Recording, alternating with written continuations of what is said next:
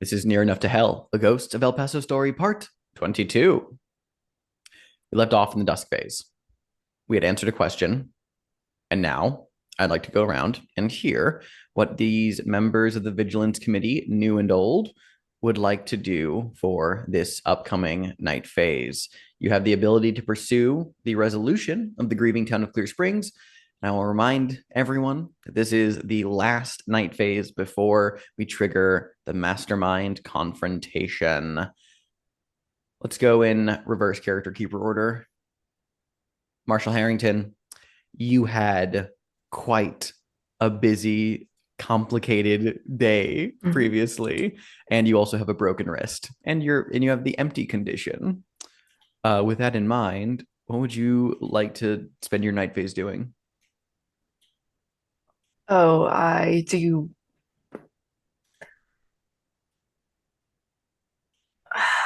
have business to the Vigilance Committee, and I need to resolve it lest it come into town because I can't have anything interfering with my plans for the future. Um, oh yeah, I'll bring up a little bit later about the reworking of my custom move. Oh, that's right. We talked about that. Yeah. Yeah, I did send it in chat. However, it probably got missed, but Hmm. we'll focus on that later. So ultimate, it's fine. So sorry, It's fine. just so I can write that down one more time. Ultimately, Harrington, you're planning to do what? Resolve the Clear Oh, Springs okay, so you're gonna threat. go. Oh, so you're gonna go over to Clear Springs. Gotcha. Yeah. All right, Diamond Dave. I'm not going to go to Clear Springs, but I'm going to attempt to help in a more abstract way by going to the El Paso town hall and trying to find like any record or evidence of Clear Springs that we have on any maps or thing, and just like erase it and destroy it and try to like blot out Clear Springs from a El Paso connection. Graves. It's called a hostile incorporation. You little menaces. I'm gonna go to Clear Springs with our lovely Marshall and finish this. And last but certainly never least, Jackie McMahan. Yeah, I mean, my dear older brother gave me a task to get to know our fellow Vigilance Committee members more, and I feel like I got to know a little bit of the Marshal, and I got to know a little bit of the Card Shark, but I want to see them work. I want to see what they are capable of. Duly noted. You'll accompany them to Clear Springs then. Love to hear it. Absolutely. Love. Hired gun. Yeah, no one's paying you that we know of. Great. So let's introduce the unseen for this evening, assign prompts, and we'll set things up here. Which one was I eyeing before the recording? The Trail West. The first prompt I'm going to give to Wes. Second prompt I'm going to give to B. Third prompt I'm going to give to Chaotic. And the final prompt will be for Daniel. Let's take a quick break just to think about your prompts and get ready for the upcoming night phase. The night phase begins, and we'll start with the unseen. Um, I'm just gonna acknowledge. I just said we'll fart. I tried to say we'll start. It came out as we'll fart. I'm gonna just acknowledge it. I tried to repeat it quietly, but I Yeah, couldn't. I no, had to I'll fucking say acknowledge. it. My brain just said we'll fart. Yeah. Hell So yeah. that's a We tone that love we're that. on. We love that for us. Anyway, going back to the vibe, the night phase. So we start with the unseen. The Trail West. A young couple, just married, is spending a sleepless night under a wagon as rain drenches the earth all around. They have been traveling for days and have more days to go before they can claim a plot of land as their own. Wes. Amos forgot to purchase a simple household item before leaving the trail. Lydia will not let him forget. How does Lydia tie the simple household item to their current woes under the wagon, sparking the first fight as a married couple? Rain just pounding away at the canvas overhead of their cart. The ground is just eating up, just drinking up every bit of rain. You can see it pooling around them.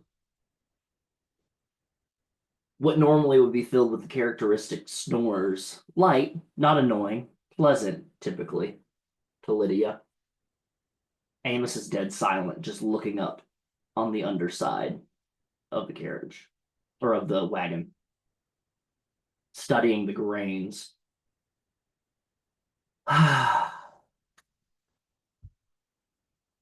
Another sigh from Lydia. Couple more minutes pass. Another sigh. Amos, knowing best not to pursue that line of questioning, feels that something might go incomplete without. What? Just think it'd be nice, is all.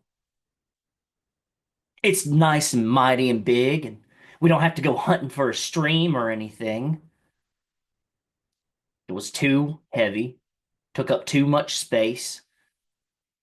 We can't bring something like that with us. It could be useful. You never know where we might not come across a river. It's the goddamn Wild West, Lydia. There's a river every which way you look. Quiet. The pitter-patter of rain. Can you forget the goddamn stock pot, all right? It was my grandmother's, Amos. And it's good for cooking victuals, and it's good for cooking chili, and if it's good enough for me, it should have been good enough for you. I know you didn't like her. You didn't like her at all. Your mother was a delightful woman, but she had her temper. And she would throw that thing around. I think it's best that we left it behind in Missouri. You know, I think it's truly best that we left it behind, because you can leave behind that haggish old woman and the rest of your marred past with your family and start something new, Lydia. Marred past?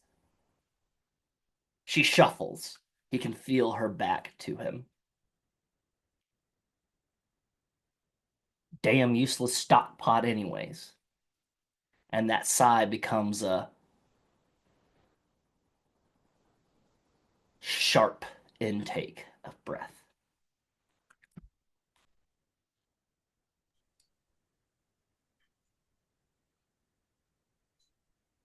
The skies over Clear Springs are filled with dark clouds. A torrential downpour has started, seemingly out of nowhere. Rain falling down heavily, churning up the riverbanks, swelling its flow. This place is gonna flood tonight. A coincidence, or does the river know you come for it? Riding back into Clear Springs, catching up after a evening delay, the Black Magic Kid, as rain falls on your brim, and you look out at the ghost town. Indeed, the buildings now, where there was rubble when you were here previously, there is a facsimile of what it was in its heyday, ethereal, but new and whole.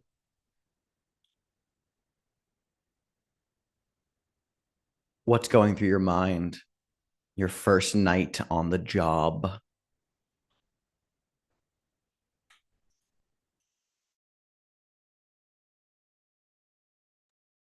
It's easy to get lost in things that aren't real, especially out here. Mirages when you're in the middle of a sweltering heat storm. You see things off in the distance. You can hear things. The mountains echo with your past. But here,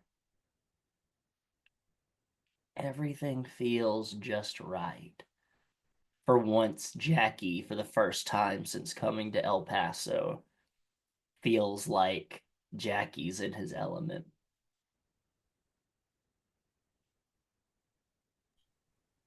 Graves, you've been here since before the sun set, the rain now soaking you through to your bones.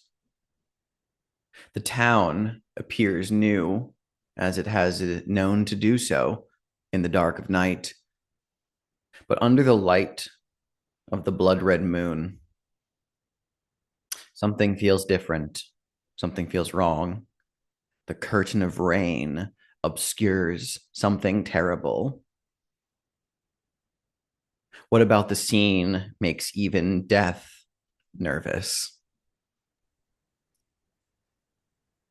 There's the sound when a river's about to overflow, when a place is about to flood, and it's this low, unsettling rumble that chills even me. It's probably just my mortal body responding to it, an animal, lizard brain response.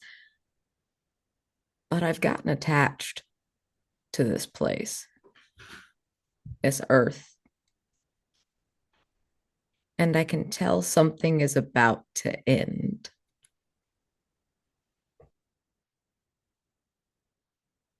Harrington,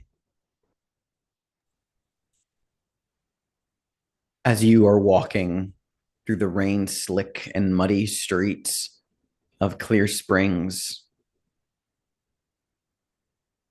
your mind drifts back to your encounter with Lady Antonia at her hotel earlier in the day. Your wrist still throbbing, bruised purple skin. Even the touch of a raindrop sends a spike of pain jolting up and down your arm. You feel the bone shifting underneath. Despite the pain, why do you proceed forward?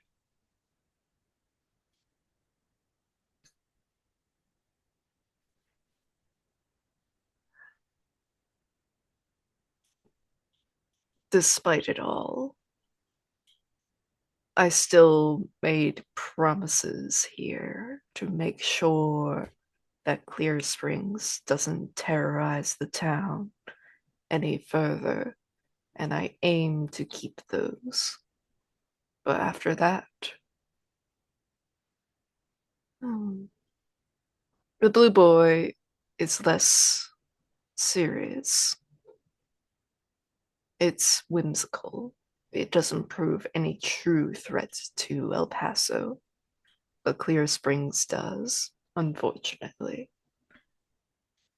As the three of you are walking through Clear Springs, perhaps crossing paths with each other, you realize a most disquieting truth. There is no one here. None of the people the town brought back are out in the open. The town itself is quiet. And then a noise from the vineyard. Diamond Dave, you are approaching the town hall. As you step inside, looking around, what moments from the town's history have you personally played a hand in, and which ones are you hoping will soon be forgotten? With Diamond Dave is Stretch Bradford. He's one of the bouncers, and he's got a lantern and a double-barreled shotgun. Diamond Dave seems to be armed more than normal, and as they're in the town hall, he takes the key and puts it back in his pocket and tells Stretch, "It's not breaking and entering if you got the key."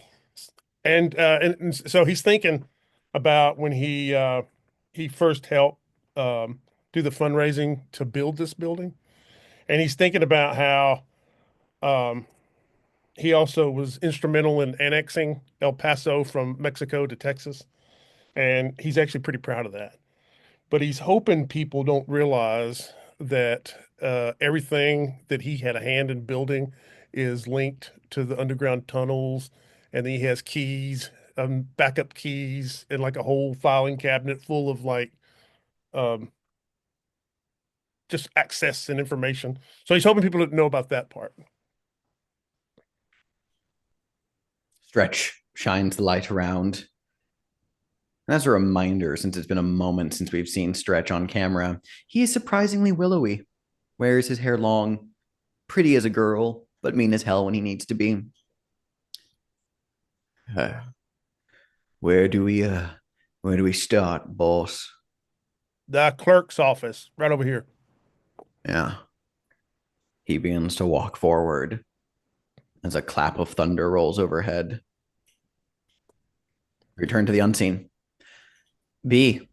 Amos loses his temper as light flashes all around them.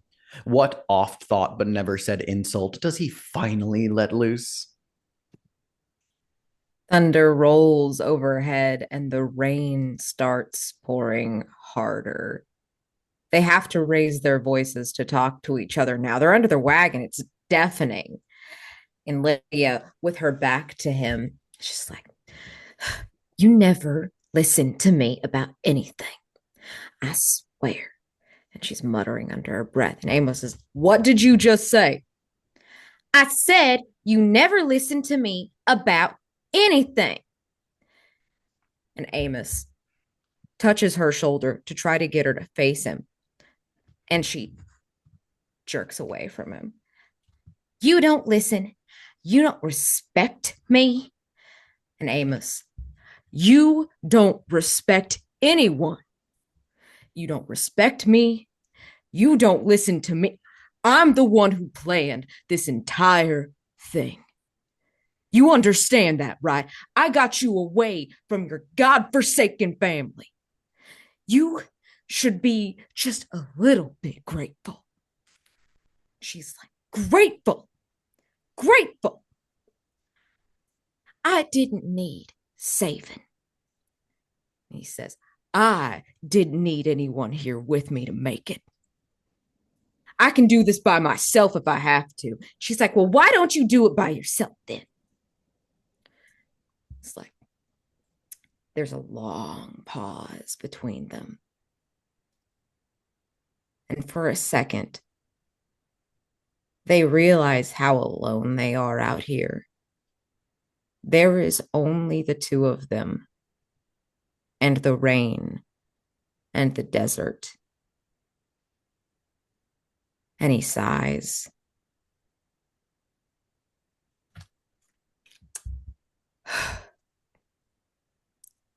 "I can't believe you. You heartless bitch."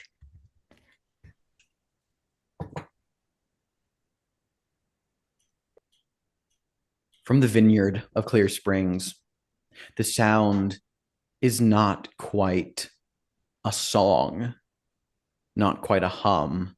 It's a low moan, a choked back wail muffled under the earth, buried beneath layers of the rain as it thunders against the ground. The three of you walking through the ruins, well, the intact town of Clear Springs, can cross paths if you like. Jackie McMahan, what do you do? Well, Marshal, if I figured you're gonna have us hunting down a church choir, I would have brought my hymnal. Starts bringing out like takes the jacket off, even though it's raining, and you can see wearing all black still has like a instead of like a tie has like a tied neckerchief. Um, that's red and starts rolling up his sleeves, and you can see that there's like tattoos that just have like they look like stick and pokes. They are prison tattoos, and you can see there's like witches brooms and there's different like pentagrams and things. You can see like on the left arm, you can see that there's like the at this time I think It's the Della Rocca Gumpenberg tarot. So it's like a Italian German tarot that you can see the different like all of them, all the major arcana are dancing up his arm. You just see a tasteful of the forearm, and then he moves the holster for damnation to the front so he can grab it with his right hand, and then on his left hand he still has salvation on his side. Looks like he's not going to be using that one, but just in case he has to.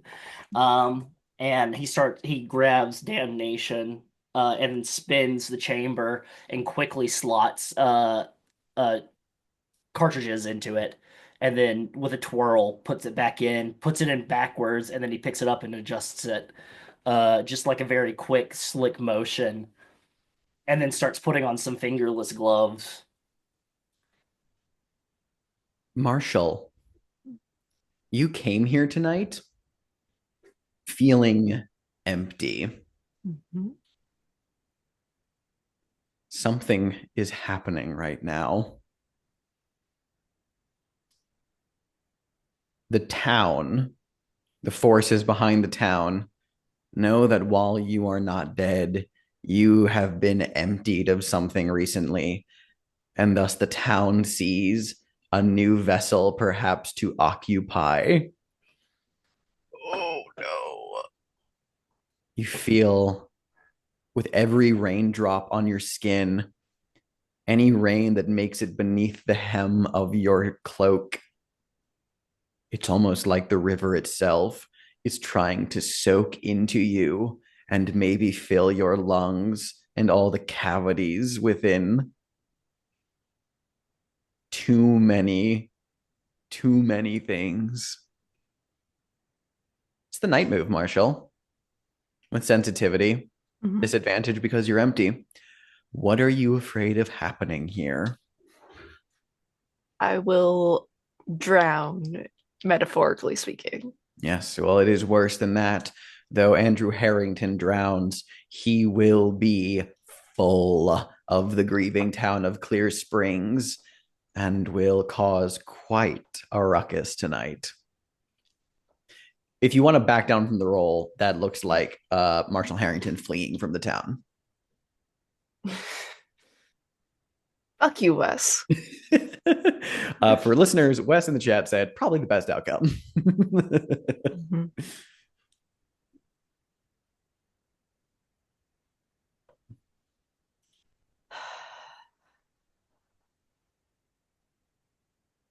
Yeah, let's roll this with disadvantage. Okay.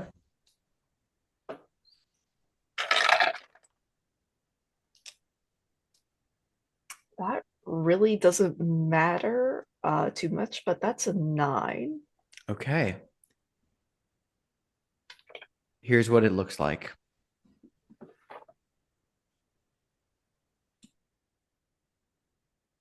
You are being metaphorically poked and prodded at. Tendrils of the town trying to wriggle its way and flow within you, seeking that empty space. The issue here is not that you are empty. The issue here is that you are interesting because you're giving the town ideas. They're not interested. You don't necessarily have to repel it as the town is exerting its forces over you. It's not trying to occupy you anymore. Mm-hmm. You can feel it somewhat recede, but you've given something an idea. And then beneath you, as if the ground were no longer there, you drop through.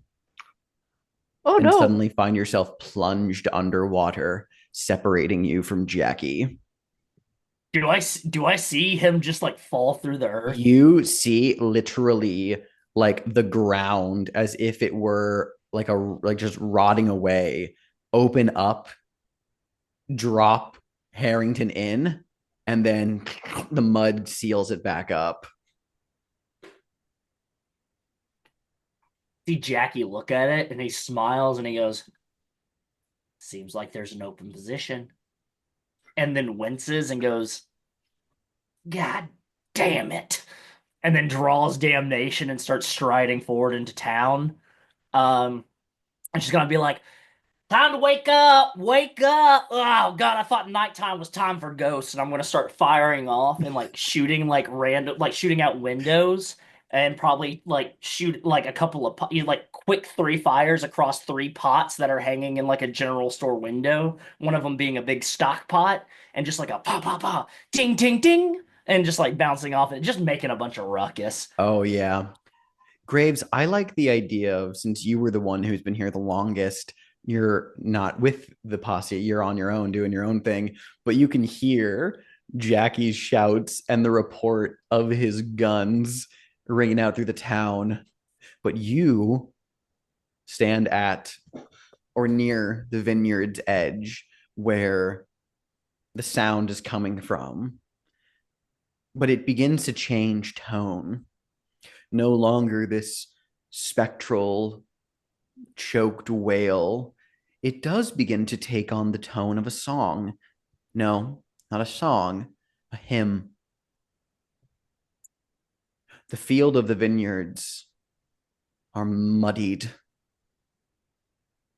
All of the large gray wooden structures that are empty remind you of a skeleton poking up from the earth. And still, you have seen no one here in town, none of the people that were brought back, so it were. But then you do see a figure standing in the vineyard, silhouetted, hidden by the gloom of night and rain. This figure begins to approach you, and as her features are rendered clear beneath the light of the blood moon, you see Mother Ruth Calvo.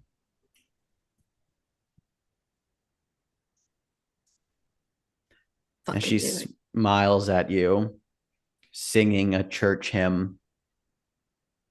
The town seems to be using her recently buried body as well.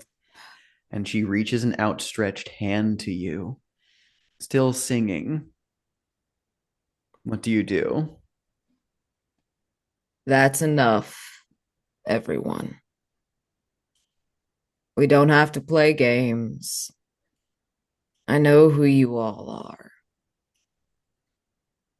And I look directly into the eyes of whatever is occupying Mother Ruth. And there's a very unfamiliar twinge.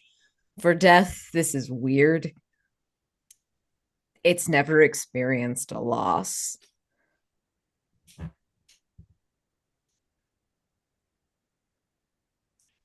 Who are you? What do you want?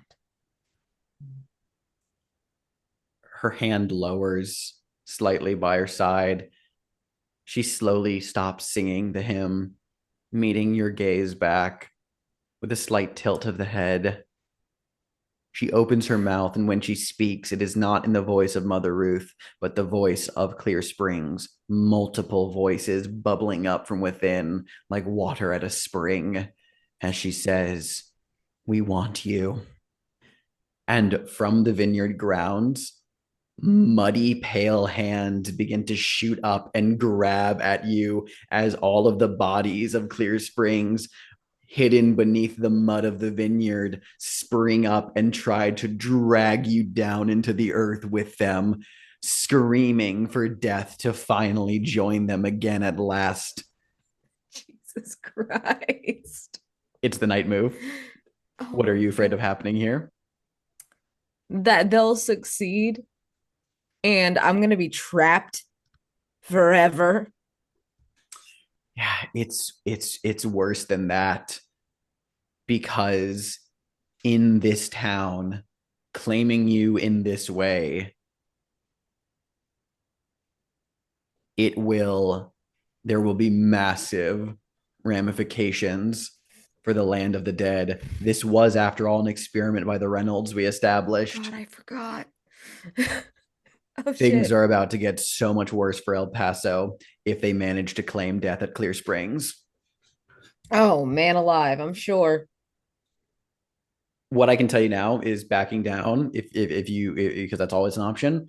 Backing down would look like um effectively just like taking like desperate and harried action to like you're willingly allowing yourself to be buried, but you'll in the hopes that you might be able to get back out, but you'll just be in a really bad situation if you don't want to try and fight it now. No, I think narratively it makes more sense to fight it Yeah, go for it then. because You'll have disadvantage, I think. of course I Like will. I honestly, the thing that was Bartholomew Graves is a good condition that I think applies here. Yeah. Wait, what am I rolling with? Oh, a sensitivity. Okay. Yay. Okay. Wow. Okay. Okay. Whew. Okay, that's 7, 10. Oh, my sensitivities. Very good. Let's go back to El Paso.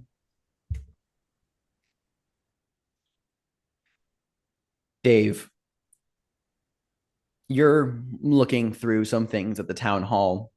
Stretch is behind you, holding the lantern, helping illuminate the space a little bit. There is a noise, a sudden, slightly quieted yelp. And then the lamp goes dark, plunging you into you can't see the really surroundings aside from what light filters through the windows. You turn around expecting to see, I don't know, maybe Stretch drop the lantern or something. But in the dark room now, you see the lantern on the ground, but you don't see Stretch. But then you look up, you see his feet kicking as he is struggling against a ghostly noose that is wrapped around his neck all of a sudden, kicking eyes wide. The noose literally comes through the ceiling and wraps around his neck. And then you hear a hammer get cocked on a gun behind you as well. You turn and you see Isabella Reynolds standing there holding a little derringer up against your head. And she smiles and says, "Howdy, Dave. Been a while." I thought you guys were gonna show up sooner than later, but the county clerk's office, we don't open until I think 8 in the morning. Always got a quick-witted joke or some similar such phrase so readily off your tongue, Dave. One of the many reasons why Edward and I took to you. You've been a lovely tool. But you're right. We do prefer to make an entrance sooner rather than later, and a train must be kept on schedule. I wanted to thank you for the part you played, but unfortunately, we have no more use for you. Goodbye, Dave. And her finger twitches near the trigger. What do you do? Um, uh, like Diamond Dave knew that this is that there was a strong possibility of this, and so I think he's gonna kick the lantern to throw the oil and make it like he's okay if this burns down. If the town hall burns down, then that check all records of Clear Springs deleted. So I think that's what he's gonna do. He's just gonna kind of like make a run for it and kick the lantern and to for her gun. I think he's gonna take the Ranger's ghost hat and like swat her wrist away as he's like kicking, and he's like making a run for it. I love it. Night move with vitality. What are you afraid of happening here? That the fire spreads and damages more of El Paso than he is willing to let go. Oh yeah, it's worse than that because you're going to be trapped in the fire.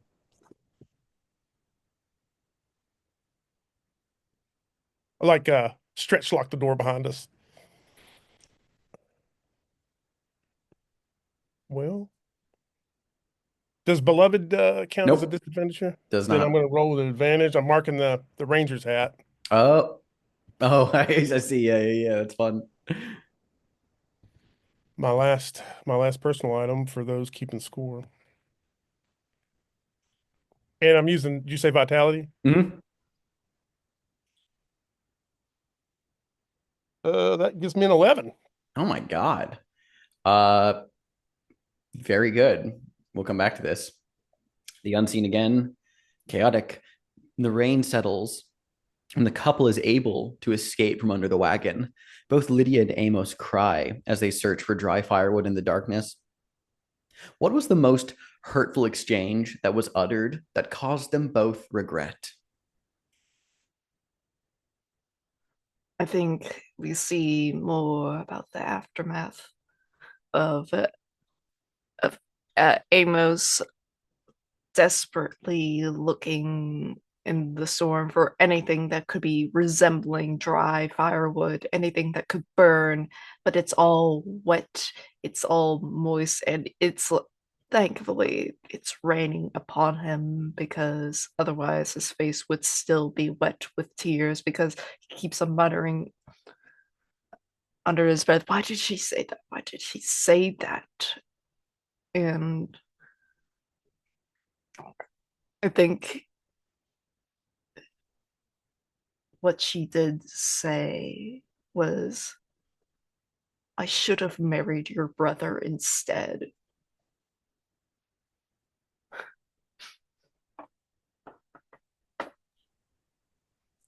Brutal. Jackie, as you are letting off your gunfire, making a great deal of noise,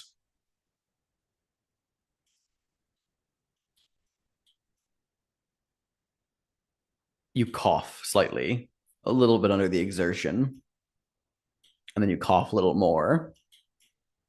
It's a wetter cough.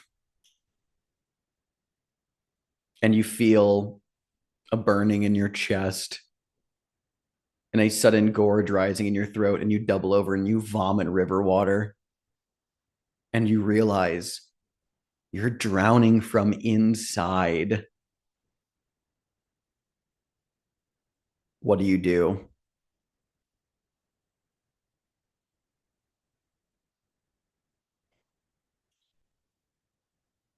If we haven't gathered yet, Jackie McMahon's a crazy son of a bitch.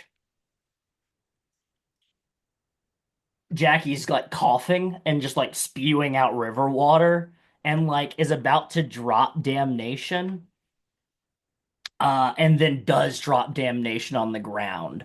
And you can see it just like fall into the mud. It kind of sinks a little bit into the mud. And then he kind of looks up and he's laughing, he's cackling, and there's like water spewing from his mouth. And then he spits out a little bit and he can feel it welling up again. He goes, oh, you damn dirty sons of bitches don't know who you're fucking with, do you? Come on, cocksuckers, give me something more. Give me something more. And I'm going to try to like show them that I'm not somebody to be messed with. I'm going to take the metal toothpick and I'm going to start stabbing myself in like parts of the throat, trying not to hit my like trying to get the water out. Just like it's very much just like a just get the water out, like showing them that I'm not somebody to fuck with. I'm not trying to hit my fucking arteries though. I'm not trying to hit my arteries and everything. Yeah. Let's have this is the night Actually, move. Nope. even Mm-hmm. better. I'm not going to stab myself. There's just going to be a moment where he's going to pull the toothpick out from his hat, and I'm going to swallow it. Oh, interesting. Very interesting. Um, yeah, go ahead and first it's the night move. Hmm. Obviously. Um, it will be with sensitivity. Hmm. What are you afraid of happening here? I am afraid that this isn't happening, and Jackie's just hallucinating it all, and Jackie's just going to destroy his throat. Mm, it's worse than that because we would see that you're hallucinating even putting the toothpick in your mouth. What you're really putting in your mouth is the barrel of one of your guns. It's fucked. I love it. That's fucked. All right. I marked the metal toothpick. Okay. Get advantage on the move with sensitivity. Mhm. Oh. That is a five. Let me make sure that's a six and not a one. Okay, yeah, that's a six. A five, a six plus two is a 13. Lucky number 13. Fuck me. Go ahead and narrate what happens, and I'll let you know what your advantage is. Um, yeah, I think Jackie just goes ahead. It's a close up on like you see the metal toothpick and there's water spewing out and then just drops it in between a little bit of water and swallows. And then we focus on Jackie's eyes as they're like sharp with pain and then like shock and then they dilate a little bit. And then he coughs and coughs and coughs. And then the last little bit of water comes out and he looks up and you can see he can now see them. He can see them all around, and it's almost like the world is flipped upside down. Everything is drenched except not in rain. The rain is falling up and everything in Jackie's head. He's fucking insane. Um, and he just goes ahead and he reaches towards the holster. We saw him drop damnation, uh, and it's there. And he pulls it out and he pulls the hammer back, and then he says with a little bit of a rasp, "Q."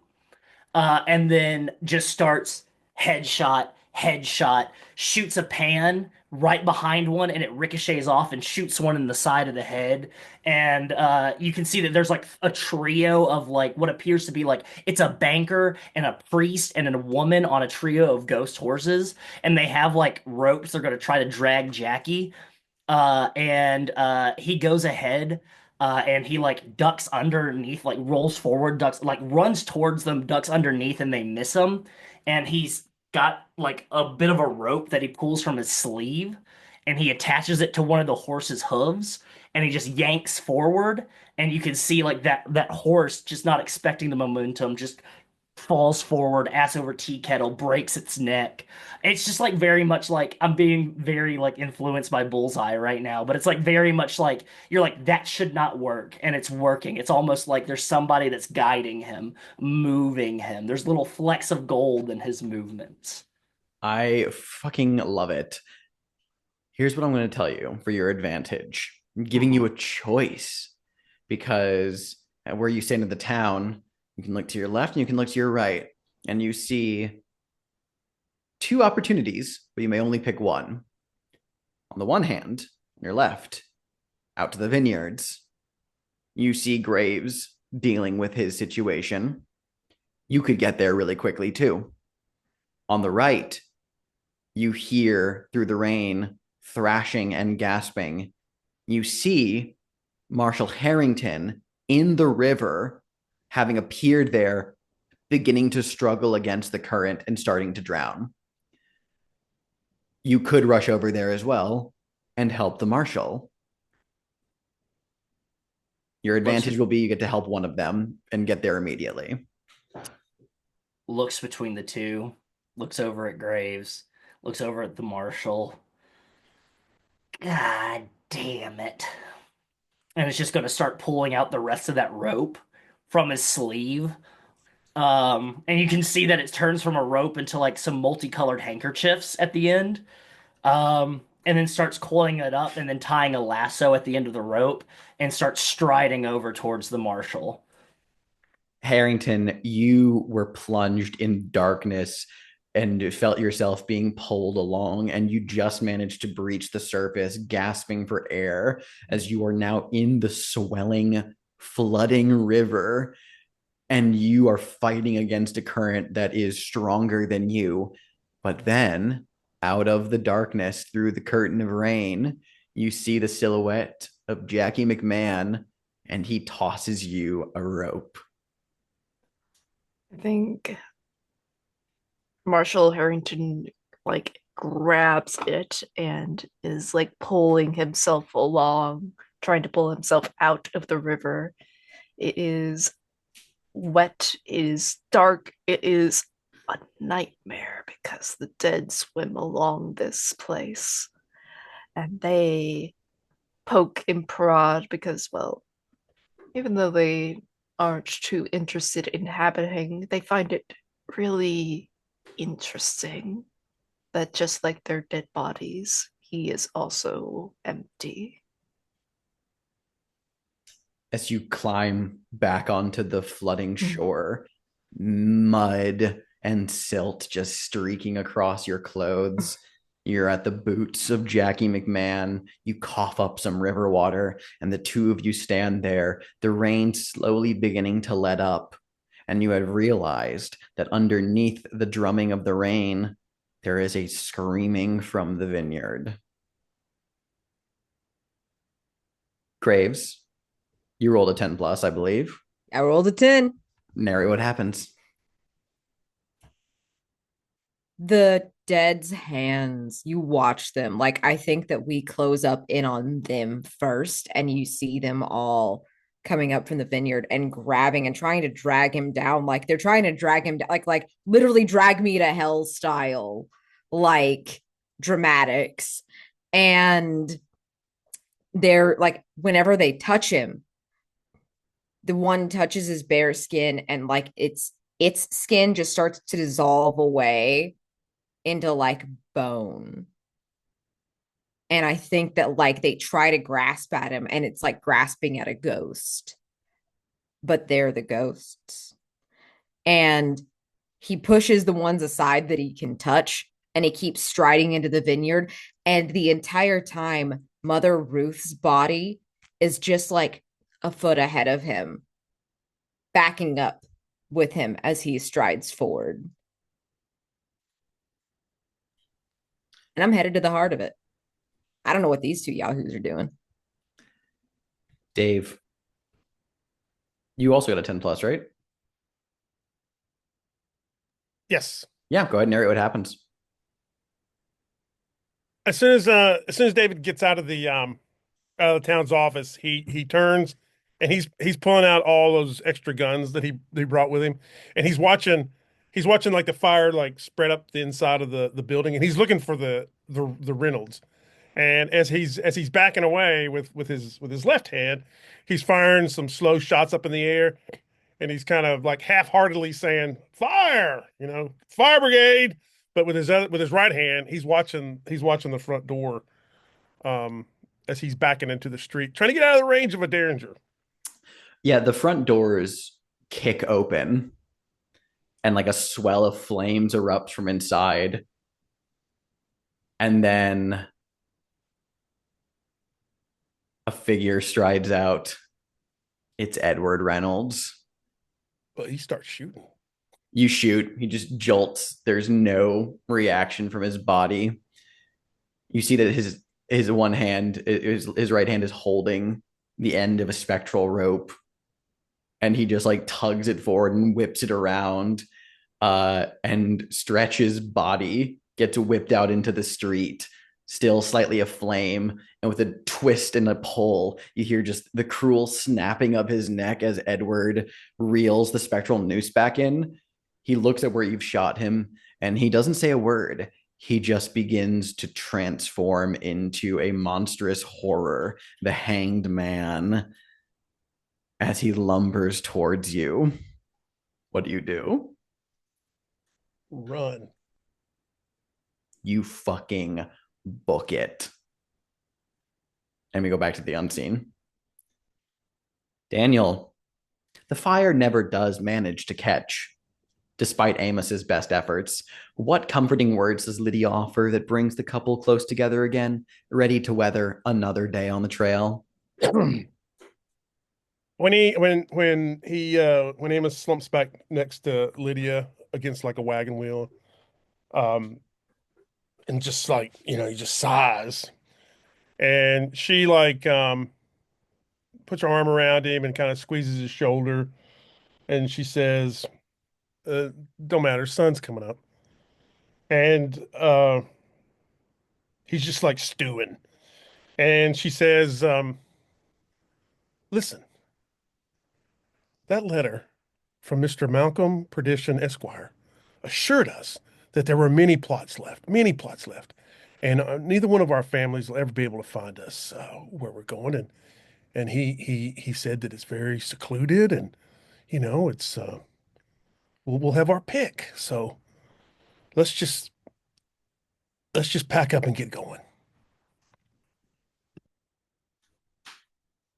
Jackie, Marshal Harrington, you make it to the vineyards, and you see Graves striding deeper forward. What do you do?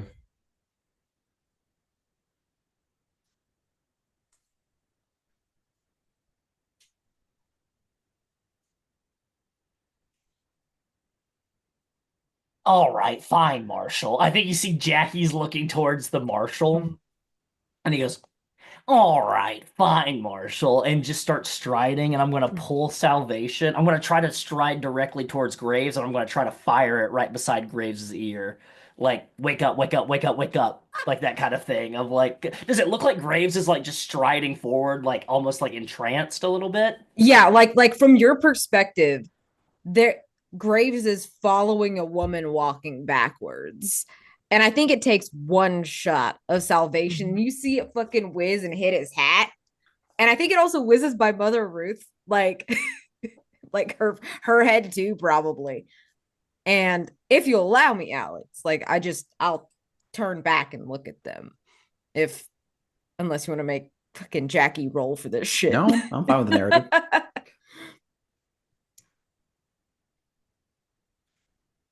What are you doing, cocksucker? What are you doing? My job. Seems like the only one in this godforsaken town that knows how to do anything. And I start loading up damnation again. Get your asses over here. Good. What have you been doing? I'm gonna look over my shoulder and point towards the town square where you can see there's like spectral bodies leaning over fucking like windows and everything. It looks like a massacre. And he doesn't cover his face fully because he's like only half glancing between Jackie the Marshal and Mother Ruth. Like he's kind of like this, and they're right here. He's just like, I'll deal with you later. We'll see what my brother has to say about that.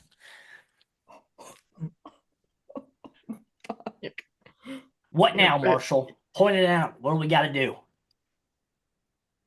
There is a source of all this corruption here within the earth. I think, yeah, I think buried in here, there is presumably the owner of the vineyard, the source of all this terrible nonsense. I think the because the marshal ended up in the river, I think the shovel that he had got swept away. So I think like he does like look around very, very briefly before finding it and starts to dig at the earth with his hands. It is hard work, it is toilless work, but he deals with it because he must. Graves, narrate what you find at the heart. As the earth is pulled away, I think largely by Harrington, because I'm imagining a very frenzied digging, almost animalistic, as I imagine Jackie watches on. Um, and as the earth is pulled away, there is a body, but around it are all of these vines and roots, and it pulses like a human heart. It almost looks like one, but massive and oozing. And it's very wet. And I think it is like seeping like black mud. And that's where the pulsing and the humming is coming from. Jackie, how do y'all take care of the grieving town of Clear Springs?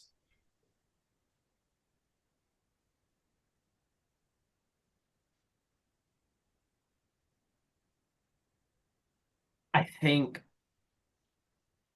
now let me know if I can speak for them, but I think Jackie, as they're doing that, Jackie's gonna say like, couple of children just playing in the goddamn mud. And I'm gonna turn with my back to them, so Jackie is never gonna see what they're doing, and everything like that. But Jackie's just going to draw both salvation and damnation and is just going to stand guard and start watching over them. And if there's any that try to come close, it's one of those things where it's like, I've already killed a lot of you. Don't make me have to do in any more of you. And like a lot of like shooting at the ground in front of them to keep them to stop it back. And I just think that Jackie hears behind him a squishing and a squelching into the dirt, and then finally a boom, boom, boom, boom, like almost like a thrumming drum beat that sounds like a heartbeat. And then you can just hear like gasping, and then you can hear Marshall saying, "Yeah, get a hold of it, get a hold of it." And then Graves saying, just one moment, and then like the slipping of glove removing from hand, and then a squelching, squishing noise happening, and then just like Jackie just looks at his feet as he hears that, and you can see that there's like these ice steel blue veins that had been in the ground that he did not notice before, and they start receding back from the town and they start flowing back into the river. And then Jackie's like looking down at it, and Jackie turns around, and you can see that like the marshal is standing. You can see Graves has clutching some kind of wicked fetid heart that has started to rot away and just drip and fall and just wash away into the riverbank as it flows back to the river. And Jackie goes, "What the goddamn?" And then you just hear a collapse, and you turn around and you just see the entire building, the structures of Clear Springs one by one just start collapsing and just falling apart into rubble. And then it's just quiet and you can hear the lapping of the river. Diamond Dave in El Paso is running from the hanged man. You turn down an alleyway. You stumble and you fall to the ground. As you look up, you see the horrific, monstrous ghost lumbering forward, a horror, dragging his noose behind him. And he just says, "Come on, Dave. You can't be late." Something rolls into the alleyway from behind you. Little metal ball or something. There is a pop, a small explosion, but not accompanied by fire or concussive force, but a spray of water that just burst out. You get a little spattered, but you look at the hanged man, and there is like wisps of like sizzling, burning smoke coming off of him as he hisses and begins to retreat, gasping and shrieking, and takes off into the night. You see Lady Antonia step out of the shadows, holding another one of these holy water grenades in her hand, and she goes, "My, those are terribly effective, aren't they? Come now, Mr. McMahan. Can't have you falling down on the job." And she offers a hand to you. How many more of those do you got? Oh, not nearly enough to take care of our present problems, but certainly enough to keep you out of harm's way, though we need to begin planning for the next step of the plan. Well, the good news is they wanted whatever was in the town office that maybe I was after, and it's gone. So hopefully that will thwart them a bit. I think what you have done is bought us a very small window of time to act. Come now. You do not belong in the dirt, sir. Not yet, at least. And she'll help you up. That brings our night phase to a close, everyone. Let's go to the dawn.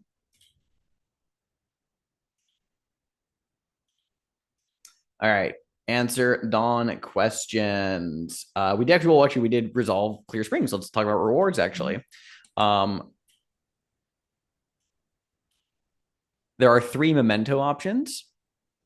There is a bottle of red wine made from Clear Springs, the vineyards. Or now this was the fiction has changed slightly, so I'm going to alter this to be, because previously it was a gift from the loved one of Mother Calvo, because she was the one who answered the prompt. But this, since Mother Calvo's on, it's going to be a gift from Mother Calvo. Ask another hunter what it is and add it to your personal quarters.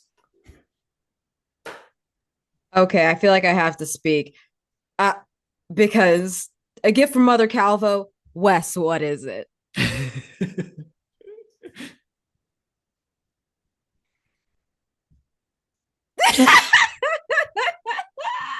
You're muted. Oh no, you're not talking yet. Okay. I was just grimacing and grunting. I was going. Let's see.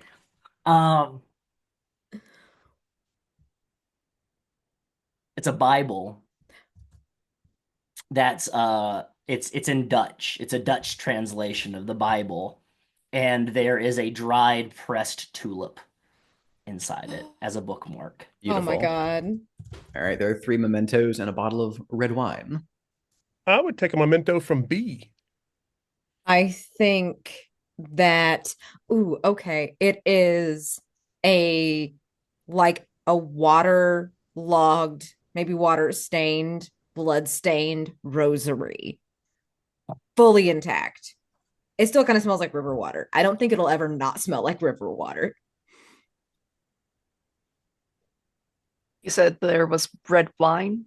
From the grapes yes. Clear Springs. All right, you'll take the bottle of red wine. Yeah.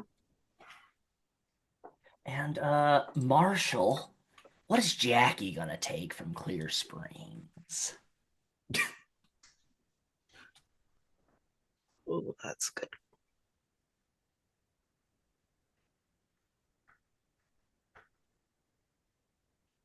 I think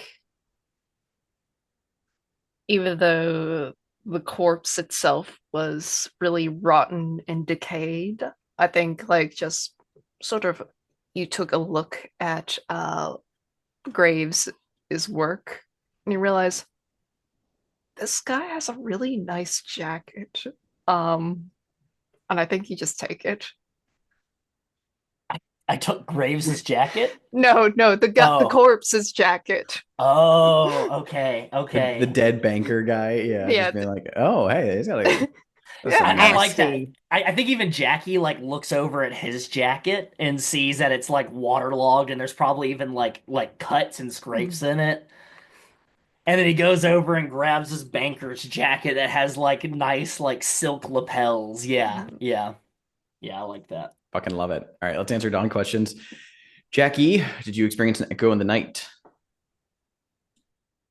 Yes, I did. The stock pot. Yeah, I shot a stock pot to catch people's attention. Oh yeah, good one. Did you protect your sibling without them knowing about it? Yeah, I did. Inadvertently by killing fucking Jimmy Pike, I saved Diamond Dave a whole heap of trouble in the future. Oh, interesting justification. I like it. Did you show off with a firearm? Yes. Well, every single moment that I could. Absolutely. Graves. Oh yeah. So you take 5, Jackie. Graves. That's a royal flush. Fuck yeah, baby. Did you experience an echo in the night? I'm not sure if the rain counts just because it was very narratively overarching. So I'm not going to count that. I don't think that's fair.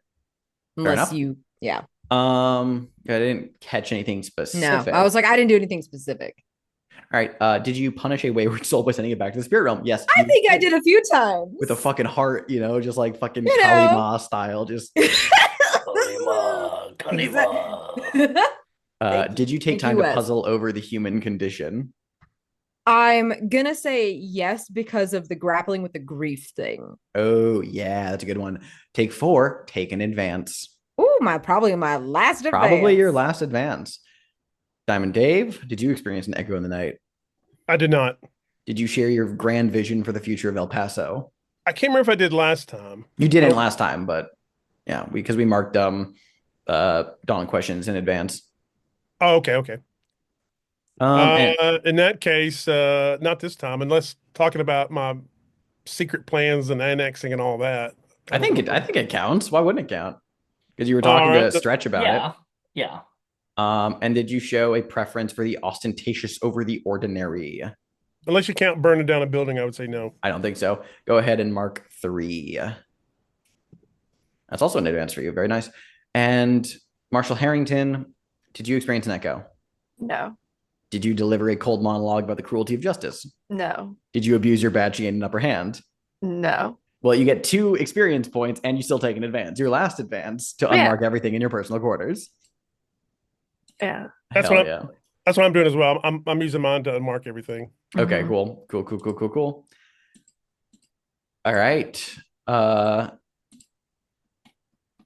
Jackie, you are owed a task from your sibling, from Dave. Did you previously complete your last task? I think you did. Between the combination of last session and this session, Yeah. I would say that Yeah. Jackie has gotten to know the Vigilance Committee members quite well. Indeed. Well, you are owed a task, so ask it from your sibling.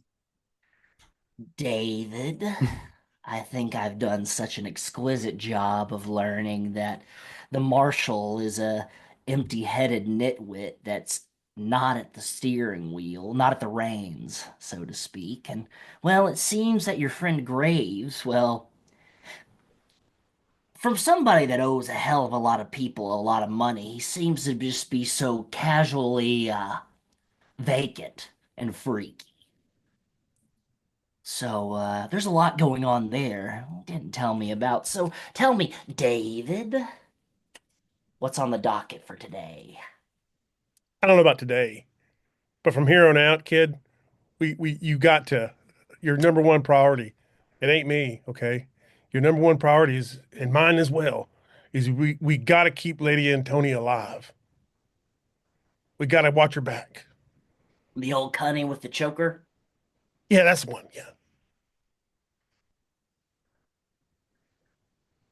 Fine. Just do that.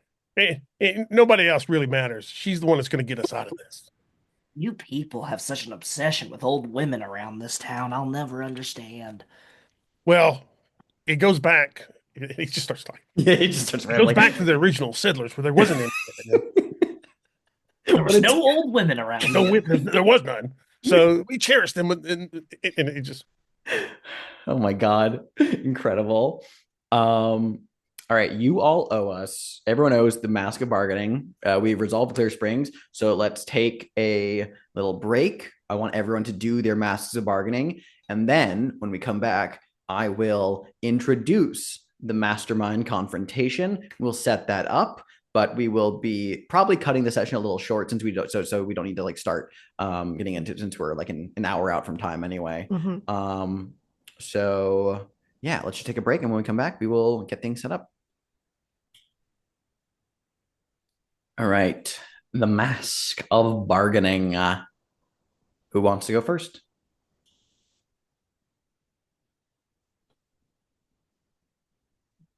I will call names. I can go.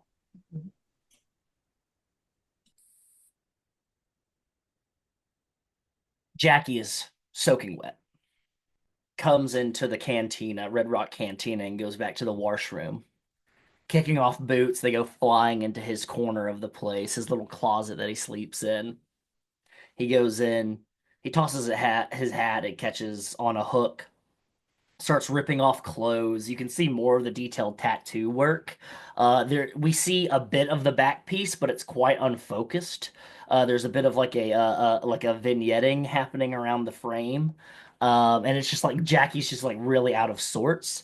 Um, he coughs up blood a bunch of times, and then spits, and then you hear the clinking of a metal toothpick hit the basin, and he picks it up and he drops it in like a cup, like a glass, like a dirty glass with dirty water in it. And then like the blood swirls around in the glass. And then he fills that basin up. And you can see on his back tattoo, there's like, it appears to be like very feminine hands grabbing his shoulder. And there's like some kind of raise, but you can't make out like what it is completely. And he goes ahead and he just shoves his face into the sink basin. And we get this profile shot of his face breaching the water and just sitting and his hair swirling in the water. And then he just screams. And then his head gets ripped back up And he's like, and you can see that there's hand gripping his hair. He's naked, and there's a masculine hand. He's like, "You no good two-timing son of a bitch, sneaking in my house, sleeping with my wife. So I thought you were partners. I thought we were partners on this job together, and you're just no low down, no good, dirty backdoor man." And then Jackie spits out some water and he goes, "Now, Frank, we made a deal that we were going to work together on this job. It's a bank. We're going to make a lot of money, Frank, let me tell you. But you didn't say anything about me not being able to ball your wife, Frank." And then he shoves his head back into this basin and he starts, there's just water and water and water. And he brings his head back up and he was like, "Delilah's special, all right? She's mine. She's always been mine. She rode into town with me. We grew up together. And you think you can just saddle on in and give her a rose from your sleeve and all of a sudden you're Casanova?" It wasn't a rose, Frank. It's a daisy. She doesn't like roses. And just shove back into the and then there's just like tapping and tapping, and he can see his vision getting darker and darker and darker. And then he brings them back up, and he's like, "You know what I'm gonna do, Jackie? I'm gonna take you to the center of town, and I'm gonna splatter your brains all over the dirt, and I'm gonna make Delilah watch, and she'll scream and she'll holler, but she'll see that I mean it, that I love her, I truly love her, and I love her more than you could ever love her." And then Jackie goes, "Yeah, Frank, you love her. You love her more than I'll ever love her, Frank. You got that right. It's true. I thought maybe that I could, prove it to myself and to her that there's something in my heart worth beating for, but, nah, it's just cold and dark. Kind of like how you're about to be. What are you talking about?" And he's like right up there with his head in his face, and you can hear the ripping sound as Jackie's hair gets ripped from his scalp, and he goes and headbutts Frank right into right in the nose, breaking and shattering his nose. Frank reels back. You can hear screaming and crying as Delilah goes, "Frank, no!" And then Jackie goes, "Frank, no! Frank, no!" and grabs Frank's head and says, "Hear that, Frank? She's calling for you. What do you gotta say to her, Frank?" And he goes, "Fucking, what? I can't hear you. Let's clear it up." And he smacks it into the basin. And he says, "What's that again, Frank?" "Delilah, I don't think he can. I don't think he can say anything. I think he's swallowing his tongue, Delilah."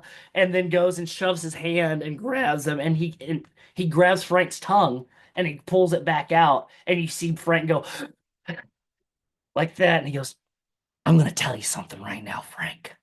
Because you love Delilah so much, and she clearly loves you, I'm not gonna fucking kill you.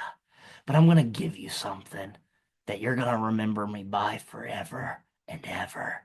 And he fires off damnation, and he sticks the barrel red hot into his cheek, and you just hear the sizzling, and he screams, and he throws Frank's head into the wash basin, and then he pulls his head out, and then sleeps his hair back and just smiles in this cracked mirror.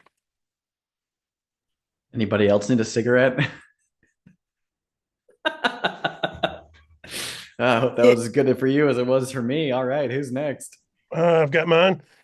It says each hunter narrates a flashback to a time they tried to beg or bargain away a hard, inedible truth. And I think I'm going to do this one not as Diamond Day, but keeping with the girl.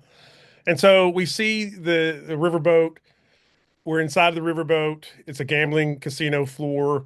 There's windows all around on three sides, and we can see one side's got Arkansas, one side's got the Tennessee as they go down the Mississippi River.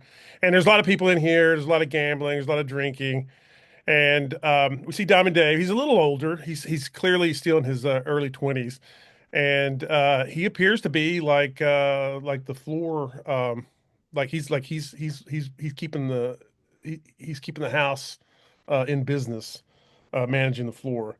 And he sees one of the casino women. They're dressed up really, they're dressed up like over the top with makeup and corsets and gowns and stuff. And he kind of grabs one of them by the arm and says, honey, bring me a drink. And then he kind of pushes her towards the kitchen. And when he pushes her towards the kitchen, she goes through the door and goes around to where there's like a bar area. And we see that it's that sparkling-eyed, green-eyed woman who's now like in her early 20s.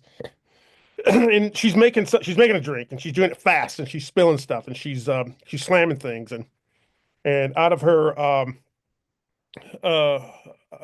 of her secret stash she takes something that is a powder, and the bottle is unmarked, and she's pouring it into the drink. She's mixing it, and behind her, we hear an older woman's voice say, "Natalie, you cannot give that to Diamond Dave." And she turns and she says, "I just hate him. I just hate how he gets all the accolades. He gets all the glory. He gets to put him in charge."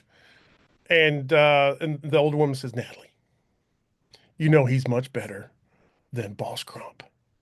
Like you gotta get over this. You gotta get on another boat. You gotta get with another crew. Like you just gotta get over this. You can't kill Diamond Dave."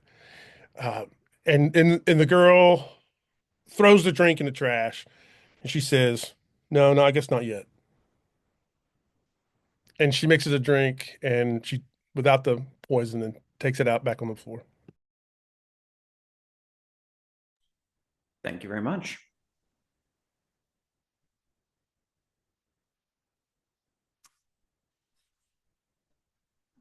We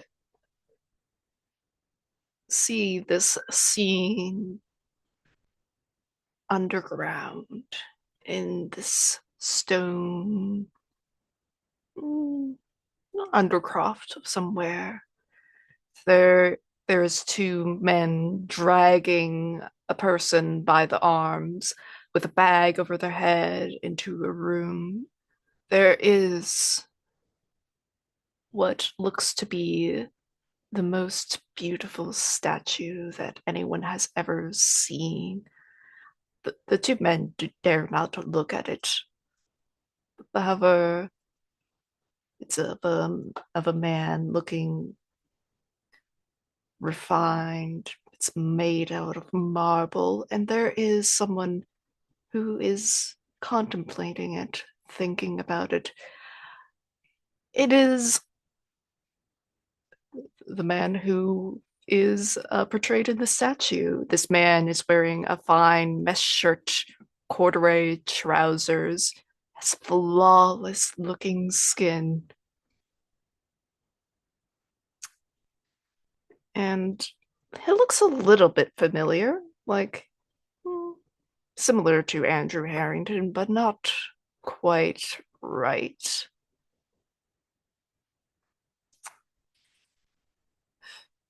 Take the bag off of him. And they do remove the bag, and it is Andrew Harrington.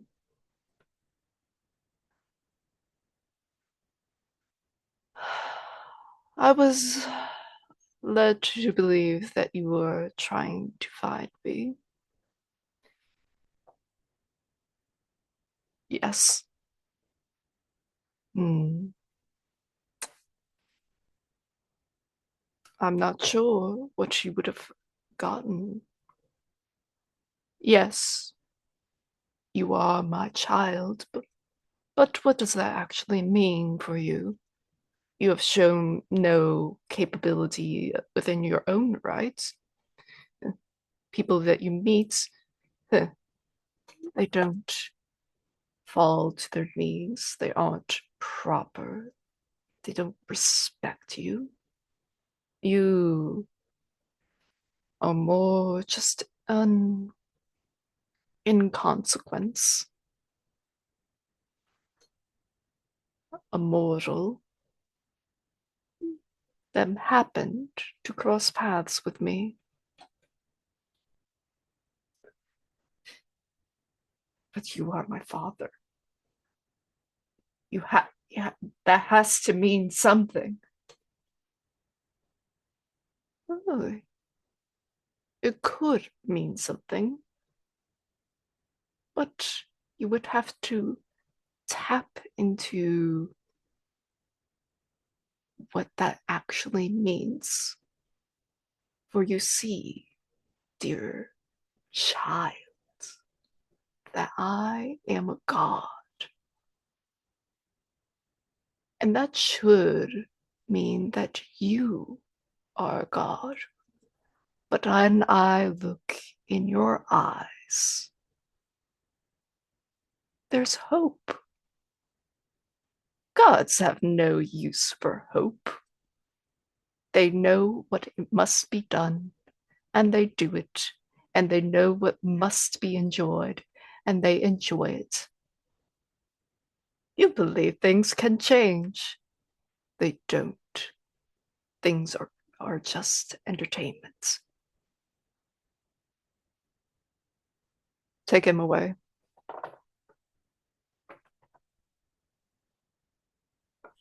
Hell yeah. All right, Death, you're up. Damn, y'all. Damn, y'all. We see Bartholomew on the first evening of the Wounded Night. He's walking outside of El Paso, rolling a cigarette. No care in the world. He's far from civilization in the grand scheme. And he lights a match to light his cigarette. And like a cherry for a sniper, we see it light up somebody else. And there's the click of a hammer. And he drops his cigarette. It burns out with the match. And he's immediately, yeah, I don't know what you need for. I don't got anything on me, man. You want a cigarette? The person walks around and presses the gun barrel to his head just briefly and faces him. It's a person he doesn't recognize. Listen, if you want money, I can get you whatever I owe you. It's no trouble. Please, I can get it. I just need time. If that's what you want, I can get it. And they shake their head. I don't want your money. I already got mine. And they aim the gun to his chest, and he's breathing faster. Please, no. I can get it. I always get it. I always get what you, please, no. And then the gun goes off, and he falls to the ground. The person walks away, and he's left there bleeding. And he wakes up again. And it's not him. And the first words out of his mouth are, please, no.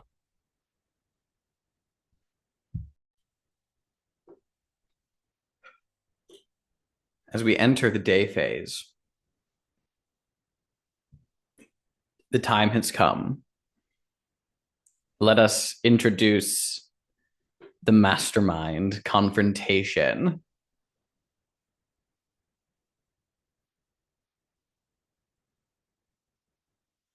You've survived a great many ordeals. You've come together. There is a narrow window of time before the Reynolds make their final move to burn that engine hot and unholy. As it comes around the bend, it will derail, and the destructive force of such an act will rend open the veil between the lands of the living and the dead, and the Reynolds will have won. You've rebuffed them before. This is your last and only chance to do so once and for all. The stage is set. You know that come nightfall, the black train will run around the bend. They have overloaded the engine with enough soul fuel. You have killed ghosts before, and you have killed people. You can take care of Edward and Isabella Reynolds. You can stop the train. You can end this haunted season of the Wounded Knight for another 6 years and their machinations. But first things first, you have to stop the train. The question on the Mastermind Confrontation, Complexity 6, how can we board the train of the dead? And we'll end there for today. We'll go to Stars and Wishes. We will handle the confrontation next time. I will let you all know that you will have just, the day phase ensuing night to wrap it up, or else the train derails, the Reynolds win, and El Paso is destroyed, among other complications. All right, let's go to Stars and Wishes, everyone. Jesus. Jackie's had a worse Sunday. I can do mine. Let's start at the top with Kid Brother. I'm a star for it's easy to get lost in things that aren't real. I like that quote. I also like um the bullseye star for the bullseye ricochet shot. I love those. And this isn't a star as much as a wish. We need to get Jackie some first aid training. I don't think he understands the fundamentals. When choking on water, I think we need to. That's my wish. We got to get that kid some training. And I'd also like the imagery of those dark veins receding back into the river from star for B, star for that's setting that up with the that imagery of graves, like, in a frenzy digging and getting the pulsing vine heart. So star for that. It just star for graves being like locked on as death, like you know, Ghost Town, not on my watch. And another star for death, feeling the loss of Mother Ruth. That was really good. Chaotic, a star for your reaction to Jackie stabbing his neck and all that with the metal toothpick. And I also liked your the dead swim along this place. That was a good quote. And a star for Harrington just seems to be seething. Like he really does seem to be just like seething. For Alex, big star for linking the rain and the storm and the unseen with the rain and the storm in Clear Springs, and just all throughout the imagery of flooding and drowning. Um, like it really reinforced it. Just like the night move, like with the marshal, like a couple night moves, but the one with the marshals drowning, and star for glitter bombs. Holy water glitter bomb.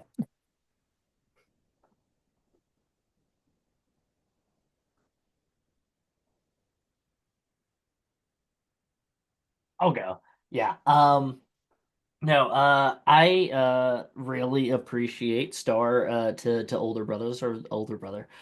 Star for I love a good old fashioned shit, I got double crossed before I could double cross, or I've been double crossing, but then you double crossed me and you caught me, and so I'm gonna have to kick a lantern over and set a building on fire. I love it when it happens. I love when there's a guy that gets caught in the middle of something and he goes, "Look, let me just tell you something, okay? We can work this out if you just," and then kicks and then runs. It's such good. And then the follow up with Lady Antonia was amazing. Also, we have to keep Lady Antonia alive. And like Jackie's like, god damn it. It's first I have to get to know people. Now I gotta keep an old woman alive. It's perfect, like kid like you have to do this, like your little the rotten, just great, just little tasks there. Um, Chaotic. I don't think that there's honestly, now that I'm thinking, this is probably the best outcome that could have ever happened for Harrington. Mhm. Just kind of knowing where Harrington came from and what could have happened for Harrington. Everything that's happening here in El Paso. You know what? I think it's okay. You know what? I think it's gonna be okay. I honestly couldn't have happened to a nicer guy. And earnestly, did he deserve it? Who's to say? Who deserves anything really? Um, Also, just yeah, like the swimming amongst the dead in the river, fantastic stuff. Alex kind of leaving us to our own ends in Clear Springs and just being like, "Here's the town, here's the shit that's happening. Now here's how I'm going to react against you. But what are you fucking doing?" Like, great masterstroke with that. Masterstroke night phase when resolving a threat. To anybody that watches this, take notes. It's great. You don't have to do a lot as a keeper. Your players will do plenty. Also, yeah, I love a good you're drowning but you're above land and you're throwing up water. It's one of my favorite things ever. I wish more media did it. It's so unsettling, especially when you have good special effects where you can just have a geyser of water just shooting. God. And then I was just like I was looking over my items and I was like, I have all these metal implements. It's like, what do I do? Do I shoot my own throat? No, that's too drastic. I could stab myself with a metal toothpick though. And I was like, no, no, no, no. In the middle of it, you saw it happening. I was like, that's too much too. That's like too much, like kill yourself. I was like, that's too psychopathic. He's just gonna swallow it. It's like that kind of thing of like it's also like a bit of a Harry Houdini nod too, because that motherfucker was always swallowing things and then pulling them out of different places. And so like it just feels very on the nose magician. Um and then COD B your mask of bargaining. It's such like a like I'm getting whiplash. This is the second time I've mentioned whiplash in relation to this game today. One was on Blue Sky, but like this like it's such a tonal whiplash and like a character whiplash when we experience Graves not like when Graves is in the steering wheel, because it's just like, oh my God, this yellow-bellied son of a bitch, this fucking slimy, just greasy motherfucker. And then it's like, and then compared directly to Stoic Death, Thanatos, like fucking just like very much just like cold and unyielding and focused and everything. And like it always throws me for a loop, and I never expect it, and I should by this point, but I never expect it. It's great. All in all, great, fantastic session. Wish. We'll see what happens, man. I've got a full slot of masks. So no matter what, it doesn't matter. I have never gone into a CFB game with like all of my it's a powerful feeling having a fresh new character at the end of game because you're just like I have plot armor unless I decide not to, and it's great. It's such a fantastic feeling. I understand why Vin kills his character so early now. Just try on a new skin for a change. So I'm into it. Yeah, great. Feeling great. Yeah, this episode was so much fun. We had a great session, and wanted to shout out a couple of moments that stood out to me. I fucking love it when people brand someone with a gun barrel, like a hot gun barrel. Great, that was awesome little detail there. Yeah, the bullseye Clear Springs stuff was gnarly. I loved it, and just firing off bullets is rad as hell. I man, I just said this in the chat. I love it when Chaotic is on his bullshit. That mask, brilliant, loved it. It's a hallmark of Chaotic's entire player ethos. No, and just a really solid night phase all around from everyone. Like I really enjoyed the pacing. You guys did a great job with the unseens and just like the overall vibe. That resolution to Clear Springs was fucking gnarly with the decaying heart in the veins, as was called out. Loved it. I fucking love the fact that Diamond Dave was just like, you got any more of those? Like into the bombs. In this little, as we've called it, the Illuminati of El Paso. It's a very fun dynamic to see play out. And then also, yeah, another star to I'll never understand what this town why this town likes old ladies so much or whatever it was you said. That was great. And yeah, just fucking epic shit with at the end there. All around great session, great way to like segue into the mastermind confrontation. So I'm flippin' stoked. My wishes are just to bring this train to the station and to see whose blood gets shed. Mm-hmm. Yeah, I definitely have to give it a star. Just just as a like a general dynamic between Jackie and Dave in terms of like contrasting their personalities, because like you can see definitely, oh no, like out of character, you could see like we know how Jackie is related to Dave, like of like they are siblings, like God forbid, even though like in character, like everybody's like, oh no, David is so different from his brother. Like what's going on? Oh, like how did they get? No, they're equally wily, but just different in different ways. Jackie is a showman. Dave is a showman. And I love that. Dave, I just love how you're just like having like all these like side hustles of like just trying to get things done, not really investigating the wounded knight, just like it's like so this is what side characters get up to when they're not on screen. We love it. Jackie, God, like typically like I've played through a Paso before. Typically, the kid was very noble. Jackie is a piece of shit. And I love him. I don't know what Harrington thinks of Jackie. It's just like, oh man, just swearing up all day long, shooting his gun. Just like don't know what to do with him. Like But I saved your life, Marshall. you did. Gotta count for something. It's gotta count for something. So like he's gotta be nice. But however, he doesn't know what to like say to that. It's just like, okay, I guess you are on the Vigilance Committee. Uh, Graves. Yeah. I just love Bartholomew being this like sleazy yeah, dirtbag because it really explains like, oh yeah, this is where Bartholomew fit in El Paso. We like even though he was just a sleazy guy, like most people are also equally sleazy.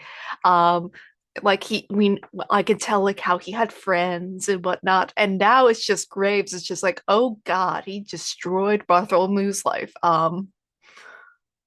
We've arrested all of his of like Bartholomew's family. Like it's bad. I feel bad. I don't think Bartholomew is going to get out this alive. So I'm looking forward to seeing how we board the train of the dead. Holy shit, Alex. I don't know. God, scary. Yes. Yeah. And also another wish is to use my custom move.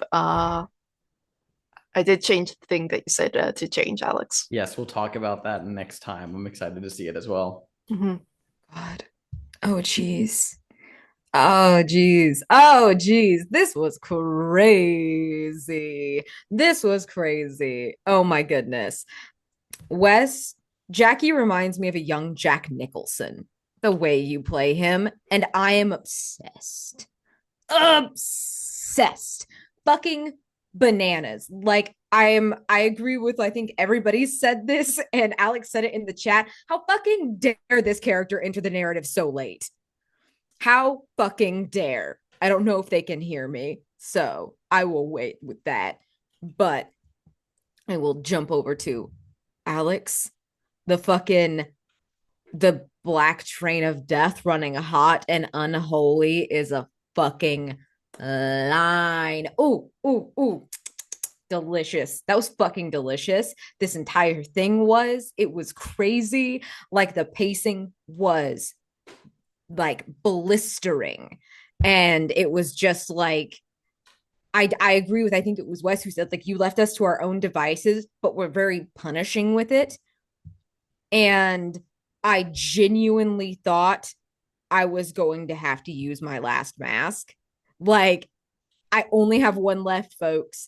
You let the tension be super high. We all had to roll crazy. Like, it was, oh my gosh. And just the scene, like bringing in the Reynolds to Diamond Dave's scene really upped the ante, I felt, to like a really dramatic degree. Like, we're all over here dealing with ghosts and wet ghosts, and poor Diamond Dave is like alone with the mastermind. Absolutely delicious. And since Wes can definitely hear me now, I'm going to finish yours, Wes. That Mask of the Past. Like, we don't get to see a lot of Jackie's past because, well, he entered very late. And then, like, you painted what a delicious picture of a shit person. I'm obsessed. I put it in the chat. I want to kiss Jackie on the mouth. I fucking love him. He sucks. He sucks so bad. And it's awesome. And just the pulling out the rope and it turns into handkerchiefs. Like, you keep that magic thing really, really close to the front. And it somehow it makes it more sinister. I don't know. Like, there's something that adds that layer to him of this wiliness, like Chaotic said, that really, I think if he was just a gunslinger, it wouldn't be as sinister as having this layer of trickery over it, and it feeling like he could slip and slide his way out of anything, because he does, and he has, and he will, because he sucks, and so of course he's gonna win. Just like Diamond Dave sucks, so of course he's gonna win, because he's the bad guy. He's a bad guy. And it fucking rocks to see Diamond Dave be a bad guy. And I think Chaotic said really well, like, this is what side characters do when, like, we're not looking. Like, you're driving this story by being who you are, and having that flashback be to the girl and her wanting to kill you really, like, I think showed us without showing us how bad Diamond Dave is. Like, off screen, how bad he is to people who aren't in the Vigilance Committee, to people who aren't useful to him. Being like, I want you to keep Lady Antonia alive. Nobody else fucking matters. Like, that was just like a little thing. It's delicious. Being like so close to the masterminds, you could be like, no, let's talk this out. Like, that even is a thing you could say, is so good. It's so, because you're like, nah, listen, man. Like, and then you're like, nah, I'm going to kill everybody. I'm going to let everybody burn to death if possible. Like, he tickles me. I love him so much. I feel if anybody comes out of this alive, it's Dave and Jackie, because of course it would be. Of fucking course it would be. It's so good, and I love them. I want a spin-off show with them and Lady Antonia of the fucking El Paso Illuminati, because Harrington, you and I were gonna die. I love Harrington. This is like a star and a wish. I want to know what the fuck your problem is, Harrington, and what you plan to do, because you seem really pissed, and I'm really into it. Like, when you were like, El Paso's gonna pay, I'm like, ooh, how are they gonna pay? Like, oh, that's delicious. And then that flashback to the fucking undeniable as your dad. Oh my God, dragging you in with a bag over your head. Jesus Christ. Everybody here sucks, and it delights me. Like, it's awesome. Like, and seeing that, you're like, oh, that's why Harrington's like he is. That's like, he could be so much worse even. And you being really willing to lean into that, like, I'm the kid of the undeniable, and also I'm gonna roll with all of my failures. Yeah, I lost my shovel in the river. I'm gonna dig with my hands like a dog. That was awesome. I fucking loved that. That entire scene was very fun to do. Good job, Wes, taking that narration and making it nastier. Oh, nastier. And Harrington, like, yeah, I'm drowning in the river. Yeah, I have to dig with my hands. I'm a nasty little man. Like, And it felt really right. And it felt really good. And like, I can't wait to see what he does in this like big finale, because I have a feeling he doesn't have everybody's best wishes at heart. I don't feel like most of these people do. And I love it. Like, that's the best case scenario narratively. Everybody here has weird agendas of their own. And I can't wait to see how it all culminates in us trying to board the train of the dead. Like, God, stars to everybody. This whipped ass. Everybody's flashbacks were amazing. It was awesome. Good job, everybody. I love it. I'm so excited.